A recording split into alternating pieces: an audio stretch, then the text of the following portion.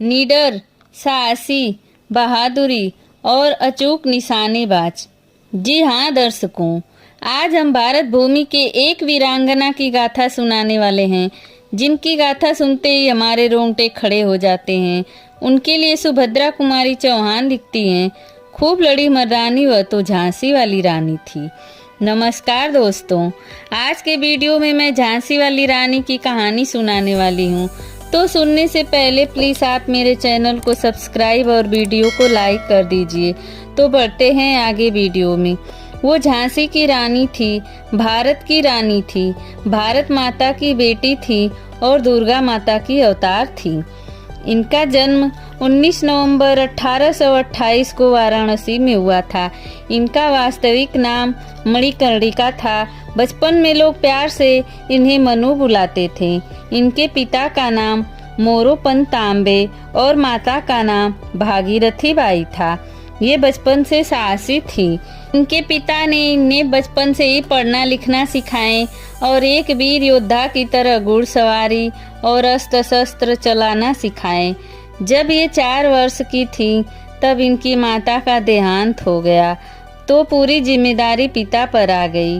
14 वर्ष की अवस्था में इनका विवाह 1842 में गंगाधर राव से हुआ। गंगाधर राव झांसी के राजा थे, तो वो भी झांसी वाली रानी और रानी लक्ष्मीबाई नाम से संबोधित की जाने लगी। 1851 में उनको पुत्र रत्न की प्राप्ति हुई, किंतु 4 माह के बाद उसका निधन हो गया। अंग्रेजों से अपने राज्य को बचाने के लिए राजा गंगाधर राव ने एक बच्चे को गोद लिए। बच्चे का नाम दामोदर राव रख दिए। 21 नवंबर 1853 में गंगाधर राव का भी निधन हो गया। अपनी खुद की संतान न होने के कारण अंग्रेजी हुकूमत ने रानी लक्ष्मीबाई को झांसी छोड़ने का फरमान जारी कर दिया। गवर्नर जनरल लॉर्ड डलहौजी ने झांसी पर कब्जा कर लिया, लेकिन लक्ष्मीबाई ने फैसला कर लिया था कि वो अपनी झांसी अंग्रेजों को नहीं देंगी। जब अंग्रेजी दूत रानी के पास किला खाली करने का फरमान लेकर आए तो रानी ने गरज कर कहा, मैं अपनी झांसी नहीं दूंगी। जनवरी 1858 में अंग्रेजी सेना झांसी पर कब्जा करने के लिए आगे बढ़ी। लक्ष्मीबाई युद्ध के मैदान में कूद पड़ी और उनकी सेना ने अंग्रेजों को आगे बढ़ने से रोक दिया। लड़ाई 2 हफ्तों तक चली और अंग्रेजी सेना को पीछे हटना पड़ा, लेकिन अंग्रेज बार बार दोगुनी ताकत के साथ वापस आ जाते। झांसी की सेना लड़ते लड़ते थक गई थी। अप्रैल 1858 में अंग्रेजों ने झांसी पर कब्जा कर लिया।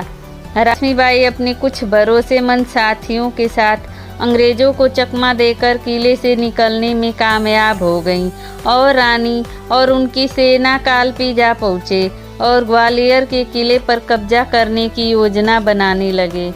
ग्वालियर के राजा किसी भी हमले की तैयारी में नहीं थे। 30 मई 1858 के दिन रानी अचानक अपने सैनिकों के साथ ग्वालियर पर टूट पड़ी और 1858 के दिन ग्वालियर के किले पर रानी का कब्जा हो गया। ग्वालियर अंग्रेजी हुकूमत के लिए बहुत महत्वपूर्ण था। ग्वालियर के किले पर रानी का अधिकार होना बहुत बड़ी हार थी। अंग्रेजों ने ग्वालियर के किले पर हमला कर दिया। रानी ने भीषण मार काट मचाई।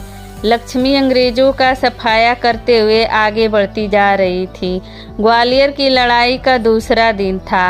रानी लड़ते लड़ते अंग्रेजों से चारों तरफ से घिर गई।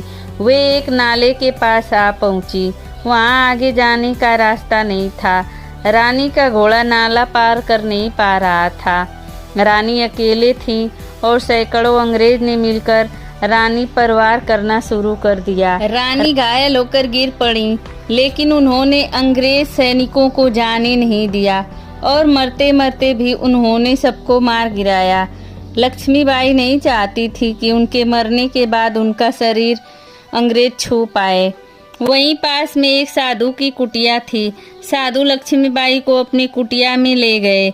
लक्ष्मीबाई ने साधु से विनती की कि उन्हें तुरंत जला दिया जाए और इस तरह 18 जून 1858 के दिन ग्वालियर में रानी ने वीर गति को प्राप्त हो गई। रानी लक्ष्मीबाई का जीवन हमारे लिए प्रेरणा का स्रोत है। अगर रानी लक्ष्मीबाई और वीर महान योद्धाओं ने अंग्रेजों का सामना नहीं किया होता तो आज भी हम अंग्रेजों के गुलाम होते।